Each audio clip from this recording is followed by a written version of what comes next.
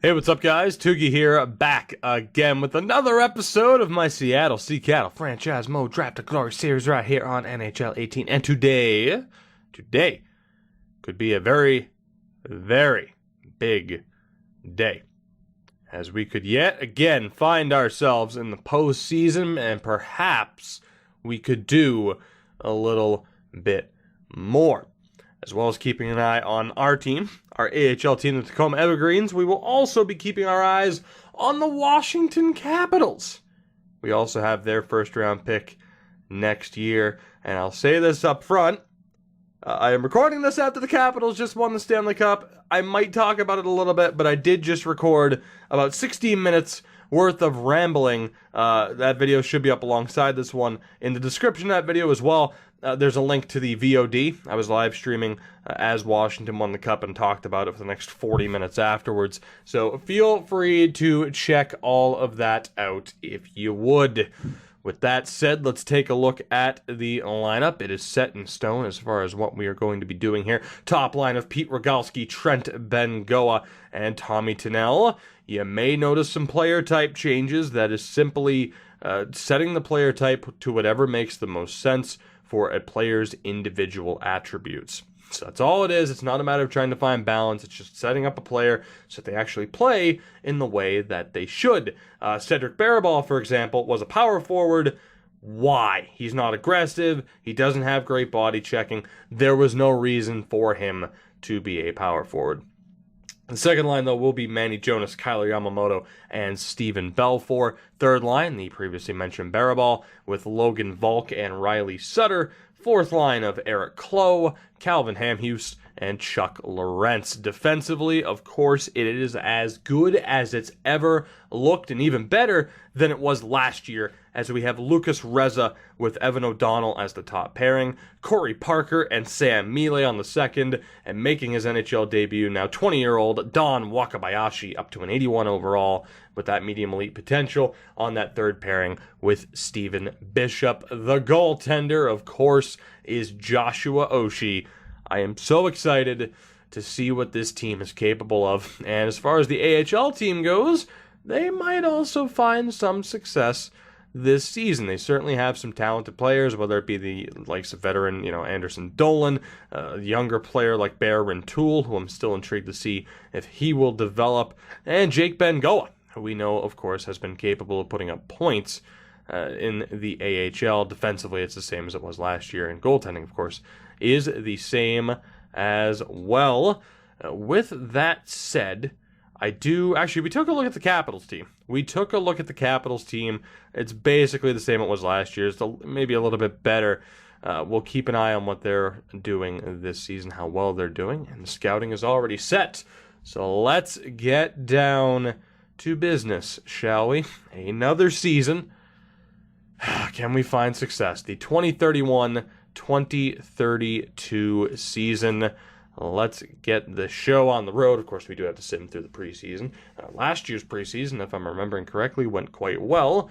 We'll see if we can have a repeat performance, and if that is somewhat of a good omen for us moving forward. So far, maybe not so good. 3 straight losses, but it's preseason. We don't have to care that much. Can we at least finish with a winning record? Let it be a good sign moving forward. I'm really not sure what the pause is here. Okay, there we go. Hey, winning record 4-3.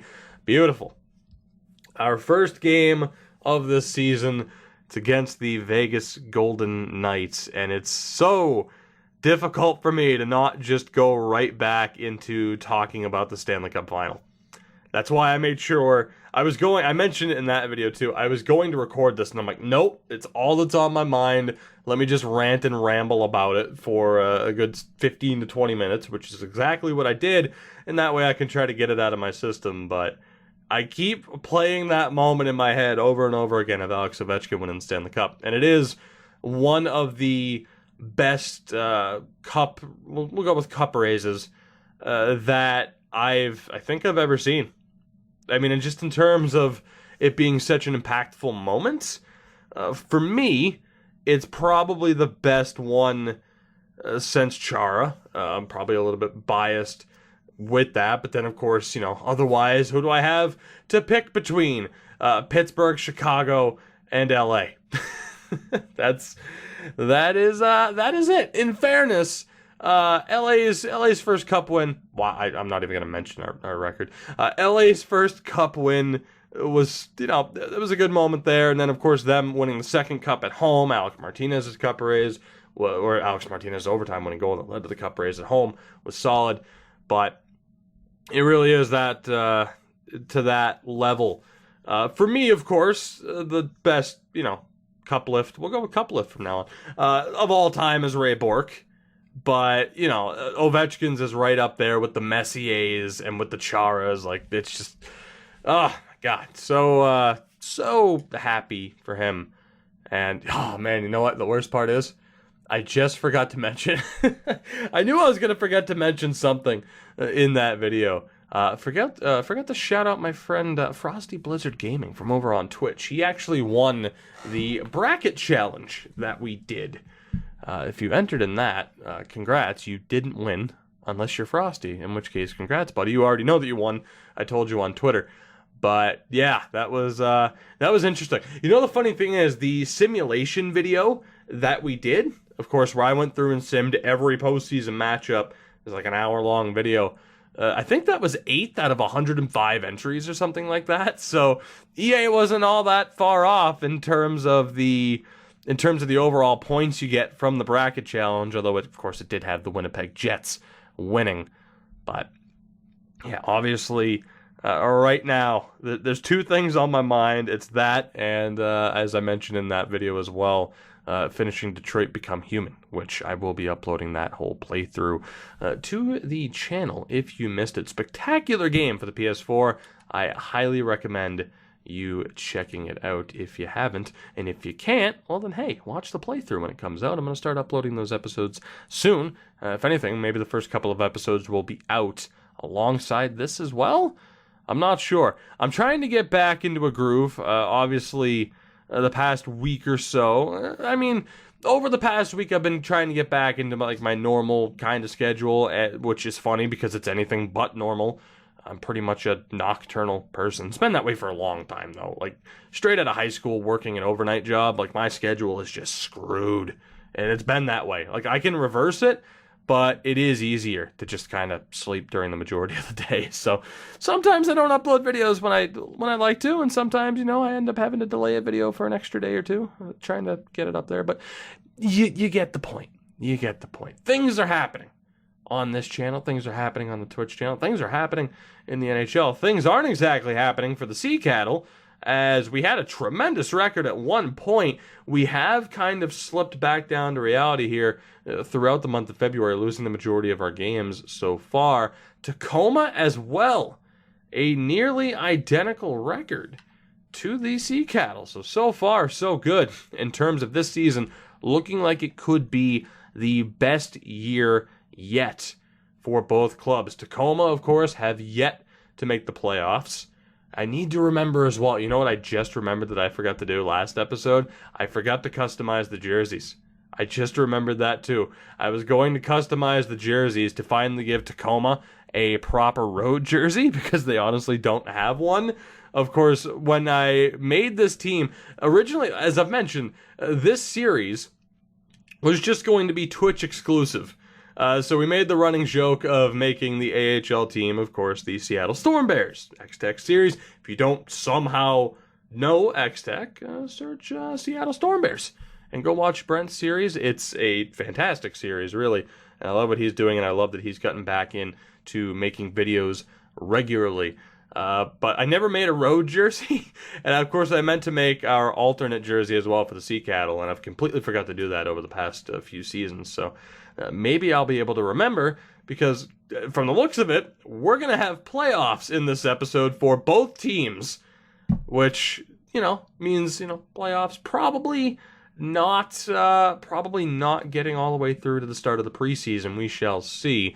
It is March 28th. Let's just go ahead and sim the next two games. Tacoma perhaps on their way to finishing with 50 wins. It's April 1st. Your Seattle Sea Cattle at 44, 23, and 10. The Tacoma Evergreens at an astonishing 46, 24, and 8. They are well on their way to the postseason for the first time ever, as are we, at least for the second time, the Sea Cattle currently second in the Pacific Division. We can still catch San Jose. Interestingly enough, the Sharks have yet to clinch the division, but it looks like we will at best have second place in the Pacific, but that is tremendous.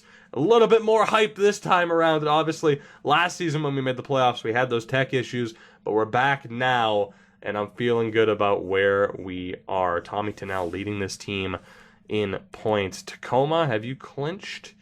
You haven't clinched the division, but you have clinched a playoff spot. So there we go. There we go. The Evergreens off to the playoffs for the first time ever. 3 points behind the Laval Rocket. I'll be intrigued to see if they can catch them. So let's go one game at a time here just to keep up to date. We're playing the Philadelphia Flyers. No game for Tacoma on this day, and it's a 4-2 loss to Philly. Our second place hopes could be at risk as the Evergreens here. Tacoma plays the Griffins, 46 wins on the season. It'll stay that way, so both teams have lost their last few games. We're playing Chicago here. Can we get the win? Yes, we can. As we see Rochester and Tacoma, can we hit number 47 on the season for the Evergreens? That is the hope. Let's go goaltenders over 6 weeks. Still not. Wow. All right. Well, the Evergreens are kind of falling into a bad run of form right now. Seattle looking for win number 46 on the year. They will not get it, and I'm starting to be concerned about our seeding at this point. Final 2 games of the year, though, for the Evergreens, hoping for win number 47 or perhaps number 48, and we won't hit any of those markers. An awful way to end the season. Damn, yeah, we hit the middle of March, and since then, 1 win. So, unfortunately, while the Evergreens are making it to the postseason, they are stumbling into the postseason and not exactly on the best run of form, which you can kind of say the same thing for the Sea Cattle. As we lose all but 1 game in April, we know we're going to the postseason, but we will not have home ice advantage. Never mind, somehow we will. Okay, we're playing Edmonton in round 1. That is ridiculous. How the Oilers or Coyotes did not catch us, I have no idea. Those 10 overtime losses really saved us. We will be playing the Edmonton Oilers in the first round. We somehow have home ice advantage. That is ridiculous. Don't know how we pulled that off. Let's take a look at the point totals here. Actually, I think I forgot to look at the progress reports in the last episode too. I am all kinds of forgetful as of late. Pete Rogalski, 53 points this season, including 20 goals. So we took a little bit of a step back in the goal scoring department, but still put up 50 points for the 3rd straight season. Trent Bengoa, some of you might have been concerned about making him a two-way. 35 goals. Didn't affect his goal scoring, as that is a new career high. The point totals took a little bit of a hit, but 61 points this year, and of course that new career high with 35 goals. 19 of his points came on the power play as well. And Tommy Tunnell, who was our leading scorer, 10 goals and 55 assists for him. A new career high, topping the 63 he had previously. He has been on this team for a long time at this point. But look at this ridiculous run. He has put up a minimum of 54 points over the past 6 years. Tommy Tunnell and Trent Bengoa are an amazing 1-2 punch, and Rogalski not quite up to the same standard, but with that offensive awareness and shot that he has, he pretty much is. I mean, ideally on the second line is what I mean. We move to the second line, where we have Manny Jonas, who put up 19 goals and 38 assists, a new career high in his sophomore season. 57 points, so an improvement from 43 to 57. 20 of those points came on the power play. And Kyler Yamamoto with a little bit of a return to form. A good resurgence for Mr. Yamamoto. 41 points this season, up from the 28 he had last year. 16 goals as well. So way to go, Kyler, with a little bit of a late career resurgence. And Steven Belfour, there we go. That is what we needed. Steven Belfour, a new career high in points for him with 55 points this season. 20 of them came on the power play. I am so excited to see what our power play percentage happened to be. But a 20-point improvement. Same amount of goals, though, for Steven Belfour. So our top 6 was tremendous. Cedric Barabal, 20 goals. Only 4 assists, but 20 goals. What a step up. He put up 61 points in the AHL last year, including 29 goals. This year, as a rookie, he puts up 20 goals. That is one hell of a season for him, and he did so without power play time. That is insane. What would Cedric Barabal have been able to do on the power play? 50 points? Might not have been out of the question. 40 at least, I'd say. We moved to Logan Volk at center. 9 goals, 24 assists. A very respectable amount. That's actually a career high for him at the NHL level, I do believe. I mean, we can't see any further back, so I imagine he'd be good to go. But a 33-point season for him. Sutter, not terrible. Not great either, though. A pretty sharp decline for him, though. Close to 30 points, but that is his lowest point total in a very, very long time. It's okay, though. I mean, defensively, he's still one of our more well-rounded players on this team. And on the fourth line, Eric Clough, 8 goals and 14 assists. Good for 22 points. Not a terrible season from him. Again, ideally, fourth liners, around 20 points. Third liners, 30 to 40. Second liners, around the 40 to 50, and then the top line is close to a goal a game, or a point a game. A goal a game would be fucking absurd. As close to a point a game as you possibly can be. So Clough absolutely hit the mark, as did Calvin Hamhuis. 20 points on the dot, after having only 17 last year. And Chuck Lorentz also 20 points right on the dot. So a great season for the majority of our players offensively. Looking at the defense, Lucas Reza, 12 goals, only 1 assist. He has a cannon of a shot, and that's about it. Even then, it's only 87 power. Lucas Reza, a very interesting point. He'll put up 190 shots this season. 8 of his 13 points came on the power play. And there you go. Evan O'Donnell, 237 shots. My God, our defense gets so involved. 52 points. That is his 4th straight 50-point season as a defenseman. Evan O'Donnell is amazing. We move to the second pairing. Corey Parker put up 24 points and is a plus 18. I'm willing to keep Wakabayashi on the third pairing because Corey Parker had a great season. Again, 24 points. That is a new career high in his 4th NHL season. And Sam Milay, 7 goals, 22 assists. So despite having such an offensively gifted group of defensemen, our forwards still put up a good amount of points. New career high for Milay as well with the 29. And Wakabayashi, not terrible. 6 goals, 3 assists, a plus 7 in his rookie season. Stephen Bishop, still an assist machine. 20 assists without power play time. That was the key last year as well. No power play time. So the fact he's good for 20 points is tremendous. I'm very happy with this team. And Oshie as well. 64 appearances, 36 wins, a 927 save percentage, a 2.17 GAA with 2 shutouts. Grant Hargrave did exactly what we needed him to do. 20 appearances, 9 wins, but a 921 save percentage, a 229 GAA with 2 shutouts. I am very happy with this team. Not one player. I mean, the most disappointing player was probably Sutter, but even then, I'm not complaining. I am more than all right with what he brought to the table this season. I do want to take a look around the league, then we'll look at team stats and then put a little bit of focus on Tacoma as well, as we know they're going to the postseason. Patrick Laine led the league with 87 points. Only 2 players broke the 80-point mark. James Pittis of the Winnipeg Jets was the other.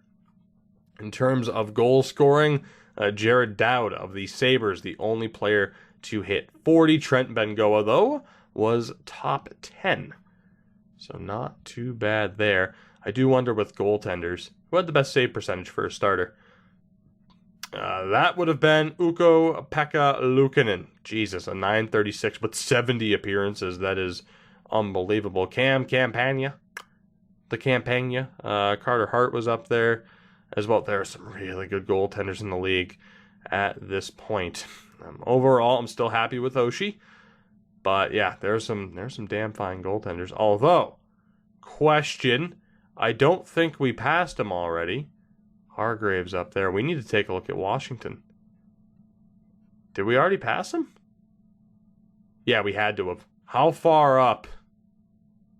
How far up? I could just go to Washington, but I want to see him in comparison to everybody else. He was right there. He was 2 below. 36 wins as well for Hainsey. I don't know how well, he's up to a 94 as well. I don't know how well the Capitals would have done this season. We do have their first round pick, as I mentioned, but I am intrigued to find out, as Matthias Peterson, at 32 years old, is probably going to win Rookie of the Year over Lucas Chimera. So, interesting numbers there. Quickly taking a look at Seattle, since we're here, as Maloney was up there, but I want to take a look at our Tacoma, excuse me, Seattle, I mean, whatever. It's on the mind. As Bradley Sidhu put up 74 points, not too shabby for a 20-year-old third-round pick. I thought he was the fifth-round pick. He was not. I'm confusing him with the player from the Sens series. Brent Bitts put up 69 points. Geeky and Rentoul both over 50. No real complaints. Jake Bengoa's production was down a little bit, but that's with him being on the third line. It worked out well for the team overall. And defensively, I mean, some of those point totals are a little bit higher than I would have expected for how weak their defense is. And I mentioned it last year. Pat Wisniewski was a strong starter, but we needed Chelios to not be completely horrible as a backup. That's what happened. A .931 save percentage in 22 appearances. That was the difference. Victor Chelios found his game, and as a result, the Tacoma Evergreens are off to the playoffs for the first time, something I did not think was going to happen throughout the course of this series, as Seattle finished 6th in the league. Goals for per game, second highest, tied for second highest in the league at a .273, alongside the Colorado Avalanche. Goals against was at a 2.3, which was bottom 10 in the league. Also not too shabby. Our power play at a dead even 20%, just outside of the top 5 in the league. And our penalty kill, though, unfortunately, second worst in the league at a 77.3. So that's something that we might have to address and probably should address before we begin. Tacoma will have home ice advantage over Syracuse in the first round. They finished with the sixth best record in the league. So at least throughout this organization, we are quite consistent. So let's go ahead and get that confirmation. Although Washington, Metro, second, almost won their division. So it didn't work out that well for us last year to have their first round pick. Might not work out that well this year either. But it was worth the risk to get rid of Joseph Hainsey. Who knows? Maybe we'll find a game changer this year. Last year's draft, we certainly did not. But anything could happen this season. So let's go ahead and get that confirmation for the second year in a row. The Sea Cattle are in the postseason. The Tacoma Evergreens will be making their postseason debut. So that is huge. Let me quickly take a look at our penalty kill. And to be honest, what I'm going to do here is I'm going to go best lines. And I'm just going to rework that. And I do wonder how much that would have changed on the power play or the penalty kill.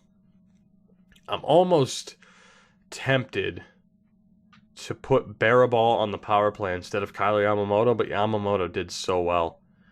And Reza probably shouldn't be on the power play either. Our power play was really good, though. So I'm a little bit hesitant to make changes, as you would expect. Yamamoto had a good season. Reza should be taken off of the power play. But should it be for Barabal, or should it be for Bishop? I think I'm going to give it to Bishop. I'm really tempted to put Barabal on the power play. But we will leave it as is for the moment. And then PK-wise, I need to see who our best players are defensively. So 4.5, 5, 4.5. So basically the top line and Sutter. Those should be our forwards. Bottom line. Bottom line, and then after a penalty kill, we let the bottom lines, we let the fourth line come out, try to bring some energy back, at least in terms of real world, coaching sense. That is what we would do. So can anybody else play center here? It went back to Trent. Rogalski's at a 74, Sutter's at a 65. So we will go Bengoa, Tennell, Rogalski, Sutter. And then who are the best defensemen for the job? Let's see. Reza, Wakabayashi, O'Donnell, and Mile. That works. So someone's going to have to be double shifted after a penalty kill. So that is the unfortunate thing. So Parker is going to take a seat. O'Donnell will come in. And we'll run it that way. So it was Wakabayashi, Mile. Oh, and then I'm going to have to figure out the forwards really quickly. But, of course, this is necessary with how poor our penalty kill was. So Bengoa and Rogalski will have the PK responsibilities, which, like I said, I'm good with. I feel like in a real-world sense, I could manage it a little bit better, but we're just going to have to hope that the game helps us out a little bit. So with that set, let's take a look at what we are up against in the form of the Edmonton Oilers. What do the Oilers look like at this stage in this series? Oh, God.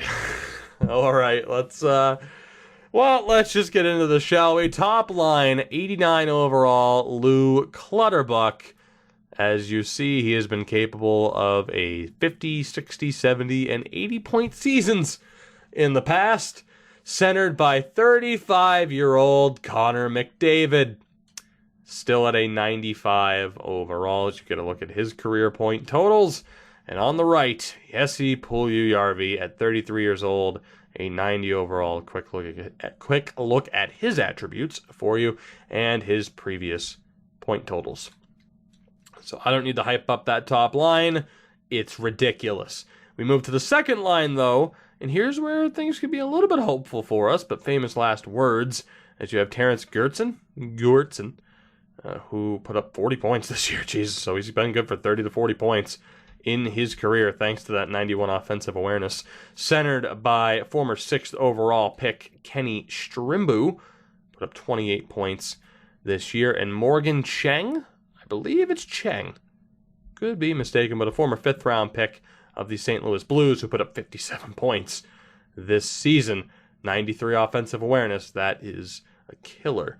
We move to the third line. It's Jeffrey Douglas, a former 27th overall pick in the 2025 draft. Only put up 28 points this season. A well-rounded two-way, though. Centered by now 34-year-old Nick Merkley at an 83 overall. He put up 38 points this season. And Curtis Muzzin, the 24-year-old low elite potential left wing, playing on the right. 6'5" two-way, the former 5th round pick of the Oilers. And then on the fourth line, German Rubtsov, of course, the Philadelphia Flyers pick previously, put up 16 points this year, centered by Doug Pekka, 17 points for the former 8th overall pick in 2020, and Ville Makkonen, the former 7th round pickup for Edmonton, 27 years old. He put up 17 points this season. Some of their players, despite the lower overalls, have been capable of putting up tremendous points given offensive awareness. So, while on paper I'm not overly scared from a certain line aside from the top line, they're here for a reason, and we should expect to have a little bit of difficulty in this series. And it's made worse by Rasmus Dahlin. At 31 years old, you get a look at his attributes, and as far as a point total goes, has put up at least 60 points in 3 of the last 4 seasons, and really it dates further back than that. He is an absolute machine. I called Evan O'Donnell Erik Karlsson. No, that would be Rasmus Dahlin. Then again, Rasmus Dahlin might just be Rasmus Dahlin. He might not need to even be compared to Karlsson. He's on a top pairing with 21-year-old Riley Mendez, who put up 34 points in his sophomore season. Actually, that was his rookie season last year. He played down in the AHL. Second pairing, we have Rob Green, former England #1 goalkeeper, who I'm just so happy to bring up. and anybody who knows about Rob Green is now cursing my name or laughing alongside with me. He's on a second pairing with 38-year-old Shane Gostisbehere. So Ghost Bear's still hanging in there. He put up 19 points this season. Third pairing, future Boston Bruins superstar Urho Vakanainen. Now at 33 years old, he put up 33 points this year. Not too bad.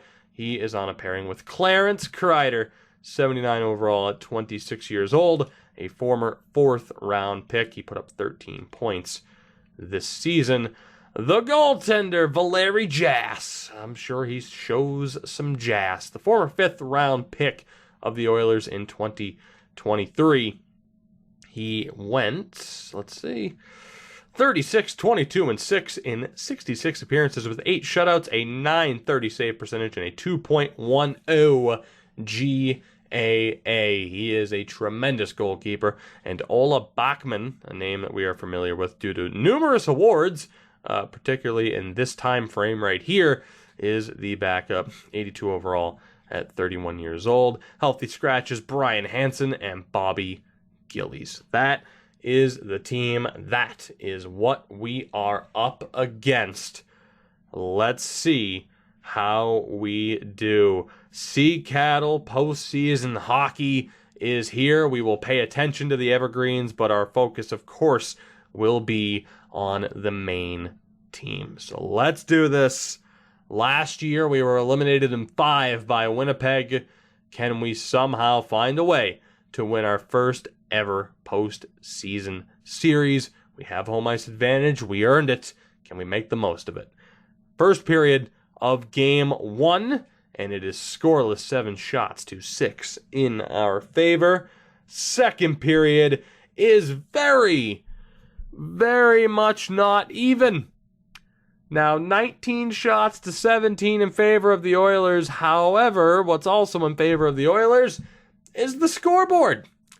3-0 at the end of 40 minutes. 2 goals for Clutterbuck, who I said I was kind of afraid of, and Merkley as well.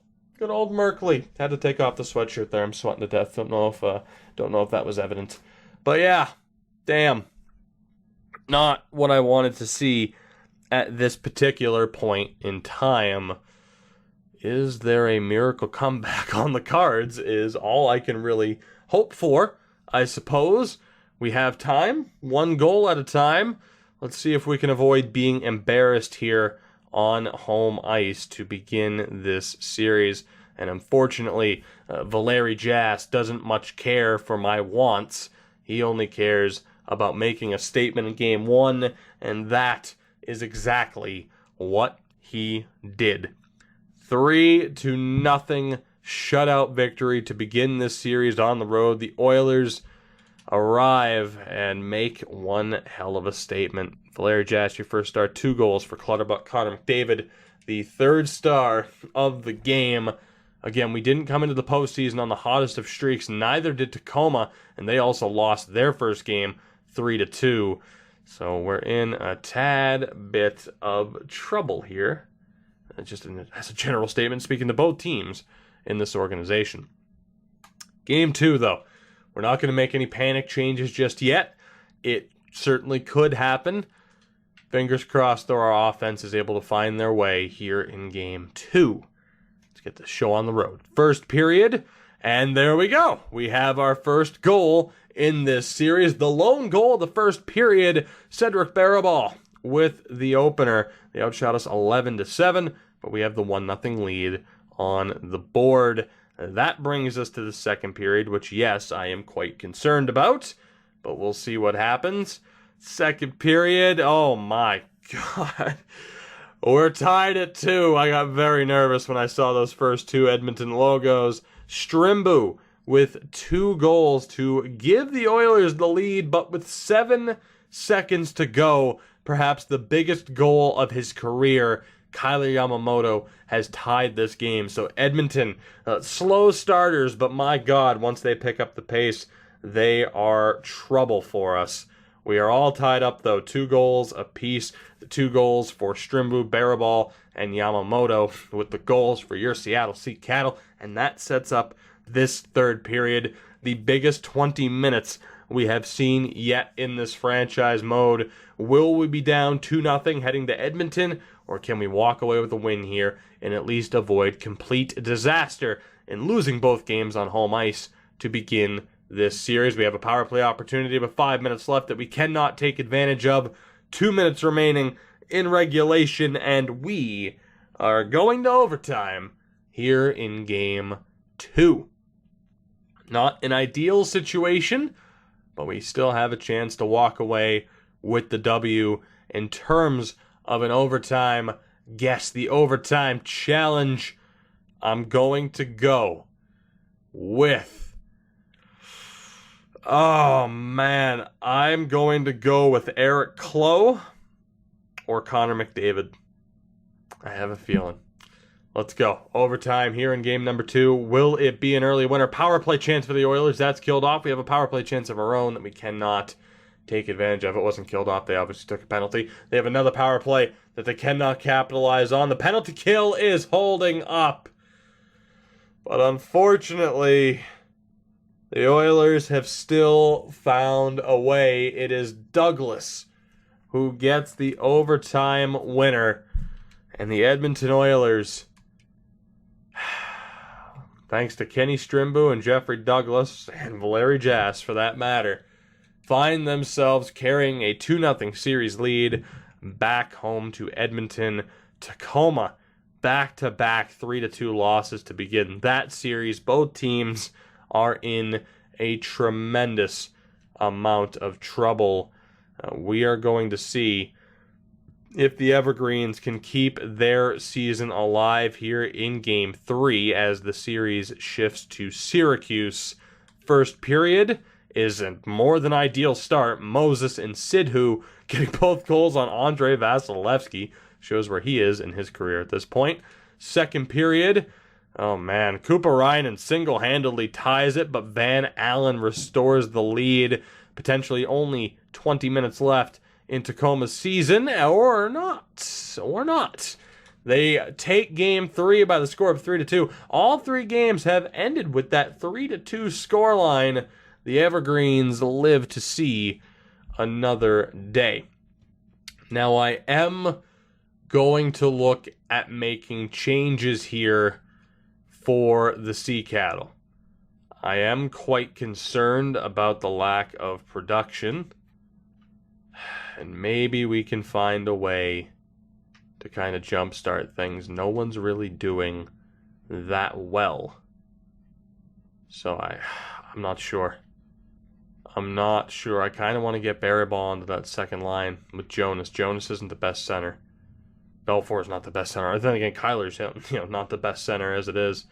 Screw it. Let's make that change. Volk is a slightly better center. Although I'm going to put... Yeah, I'll put Kyler there. So Barabal, Jonas, Belfour, Volk, Yamamoto, Sutter. And we'll see if that can make any sort of change. I'm also going to put Clough at center over Ham Hughes just to give these lines a little bit of a different look. We're also going to put Wakabayashi with Mile, Parker with Bishop. Let's get back to it. A couple of changes just to try and create somewhat of a spark. We have 2 goals through 2 games, despite having one of the league's best offenses.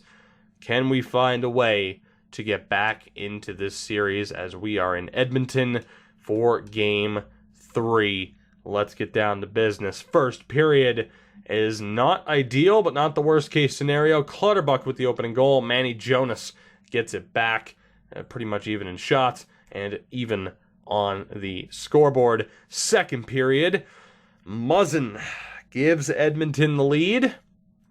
17 shots apiece, but we find ourselves down 2-1 on the board as we begin this third period. Needless to say, as Edmonton has a power play early on here, if we fall down 3-0 in the series, I expect it to be over as Muzzin gets his second of the game. 3-1. Cheng makes it 4, and the Edmonton Oilers are steamrolling the Sea Cattle in this series. A 4-1 final in Game 3, and I have to admit, this is incredibly frustrating. As from all indications, on the back of our best season to date with both teams, I was expecting a little bit more than this. And unfortunately, we are being outscored 10-3 over the first 3 games. Both teams will face elimination here on April 18th. I'm not really sure what we can look to do to spark things with this team. The offense isn't exactly producing. I think I am going to mix up the top 6 there and actually drop Rogalski. And we'll see if that can create somewhat of a spark. And you know what? Let's actually bump up Hamhuis over Volk, just to give the team a slightly different look in some way, just to try and get anything going. Defensively as well, O'Donnell has completely shut down. So certainly not ideal there. I'm going to put Wakabayashi with O'Donnell and Reza with Miele. And we'll see if that can get anything going. With the AHL team, there's really nothing to change. It's just a matter of whether or not they're good enough. Although you may have noticed, as I did, Morgan Geekie declined to a pretty ridiculous extent. This might be his last season before retirement. So here we go. Game 4 between the Evergreen and the Syracuse Crunch. Can we force a Game 5, or will our first ever postseason appearance with Tacoma end with a rather disappointing result? Let's find out. First period is a very hectic one. Riddle gets the opening goal. Buckley gets it back 42 seconds later. Kress gives Syracuse the lead, only for Van Allen to tie it with just over 5.5 to go. We were outshot 12-6, but we're tied at 2 on the board. A rough period for Andrei Vasilevsky. Second period is somehow scoreless, and now 20 shots to 18 in their favor. That sets up the third period. We are just going to hit the button for the sake of time. Will the Evergreen season end here in Game 4 in Syracuse? Yes, it will. Comrie with the series clinching goal. Winchester with the insurance. So there it is. Andrei Vasilevsky carries the Syracuse Crunch to victory. Tacoma does what I never thought they'd be able to do. They make the playoffs. Unfortunately, the Syracuse Crunch were able to best them. They are out in 4 games, which is a fate that might also be awaiting the Seattle Sea Cattle. It comes down to this. We're down 3-0 in this series. 1 game at a time, though. Can we find a way to battle back? First period of Game 4 is scoreless, 9 shots apiece, so we were dead even.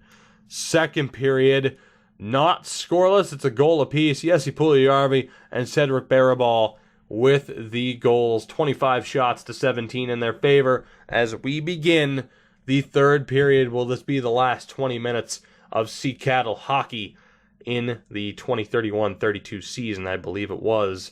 We're halfway through the third period already. We're struggling to get shots, and Connor McDavid scores. Will that be it? Is that the nail in the coffin with 1.5 minutes to go? Yes, it is. Pekka with the empty netter. And for the first time in this series, we have disappointment. We've been a little bit upset by some draft results with the bad luck. But after making the playoffs last year, the just happy to be there year, we come back and we fall short. Not only do we fall short, we don't show up. The Edmonton Oilers sweep the Seattle Sea Cattle, and they end our season in just 4 games. Unfortunately, whether or not it was just our players not showing up or whether or not they were good enough to shut us down, no points from now 30-year-old Trent Bengoa, no points from Tommy Tunnell, 1 point from Rogalski defensively, Evan O'Donnell, 1 point. We just didn't show up. and Joshua Oshie with a .913 save percentage. Basically, everybody on the team happened to be off their game at the same damn time. And not only did that cost us a chance at the Cup, that led to us being embarrassed by the Oilers. And there's really no other way to say it. I'm not angry. You know, it is disappointing for sure. I mean, we've had results where it's like, how the hell did we lose that series? I'm not surprised that we lost the series, but to have been swept is a massive disappointment. And what can only be described as a waste of a year with Ben Goa's and Tommy Tonello's, for that matter, a waste of their prime years. As the Minnesota Wild win the Stanley Cup, the Syracuse Crunch do go on to win the Calder. So at the very least, Tacoma take home the At the very least, the team Tacoma lost to takes home the Calder Cup. That doesn't really make me feel much better about it, though. It really doesn't. Let's take a look at the bracket, as of course the Minnesota Wild are champions. They beat Washington in 7. So Joseph Hainsey was 1 game away.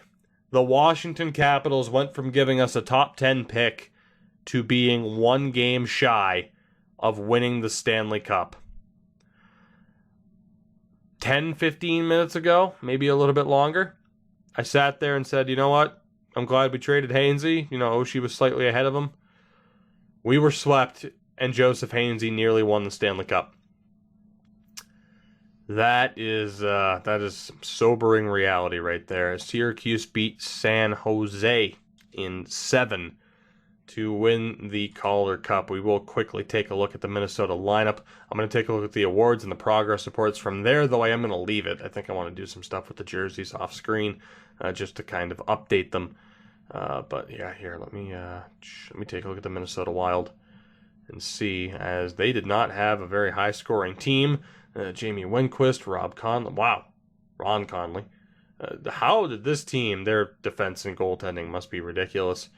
This might be the lowest scoring team I have ever seen to win a Stanley Cup.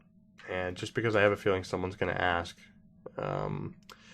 Zadina has barely played in the NHL level. That's playoffs. Fuck. Don't know why it was on playoffs by default. There you have Zadina's numbers. Not the best NHLer by any stretch of the imagination.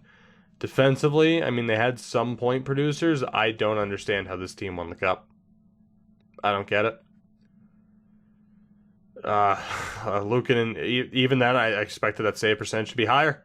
A .939. Put it this way. If this team can win a Stanley Cup, there's no reason why we shouldn't be able to. So it's that much more disappointing that we did not. And at the very least, it's that much more disappointing that we were embarrassed. That team somehow won the Presidents and somehow went on to win the Stanley Cup. I don't quite get it. Laine wins the Art Ross. Luukkonen won the Hart. The Norris went to Stortini. Earl Lloyd-Bing the Calder to Chimera. So a bit of an upset there as Chimera gets it. Luukkonen the Conn Smythe. And the Vezina and the Jennings. So this game loves Luukkonen, as we have discovered. McDavid wins another Selke. Luukkonen to Ted Lindsay. Jesus Christ. Even then, though, in the postseason, he wasn't that great. As we finally have some hardware at the AHL level, Sidhu wins Rookie of the Year. I'm pretty sure. Not only was this, our first year of making the playoffs, that is our first bit of hardware at the AHL level. Sidhu, the AHL's Rookie of the Year. Let's take a look at these progress reports here, shall we? Of course, we're mainly paying attention to the greens, in which Wakabayashi is now a legitimate 83 overall. Bits is up to a legitimate 78. We have to drop down into the system from there. The 1-point improvement for Bear Rintoul, and from there, not a whole lot of greens. You have Luka Ma up to a 71, although I doubt he'll ever be signed. Ronald McChesney, though, at the very least, makes incredible improvement and looks like that much better of a pick from last year. A 57 overall at the start of the year, now up to a 70. So that is very promising. Janik's up to a 69. That's nothing too special. but the improvement from McChesney gives me a little bit of hope, a little bit of a positive feeling heading out of this. As Brust is a 68, Farrell's a 66, and that might do it. Fritz is up by 2, McKay up by 3. Duda might eventually be signed, up from a 55 now to a 61. Gillis is up by 1, Jenkins up by 1, Pope by 2, John Law, who will never be signed, by 3, so no major improvements from there. And with that, that brings this episode to a close. It's been about 50 minutes at this point, so we'll call it now. In the next episode, we will go through the draft, although I do want to find out the lottery order. Of course, we will not have a pick inside the top 15, but we will have 2 picks later than that. We have the extra pick from a team that lost in the Stanley Cup final, so that's not exactly ideal. Overall, a very promising season, but a very disappointing one as well, as Ty Smith retires at 32 years old, 656 games played, a very long career for him. AJ Greer retires as well. I'm a little bit surprised Morgan Geekie did not call it a career. Let's take a look here. Vasilevsky retires as well after winning a Calder Cup with the Syracuse Crunch. You had Matt Murray retire, John Gibson, Korpisalo, and a few others. Defensively, Dougie Hamilton. Wow, Dougie Hamilton hit 1,000 points. That is crazy. Played until he was 39 years old. And then forward-wise, Tyler Seguin finishes with 1,400 career points, 1,465 to be fair, 657 career goals. So a hell of a career there for Tyler Seguin. That'll bring this episode to a close. Thank you guys very much for watching. You know the normal outro. You know what you can do to support the video and the channel, and it is appreciated. I will see you in the next one, where hopefully we can find a little bit of positivity to get us back on track.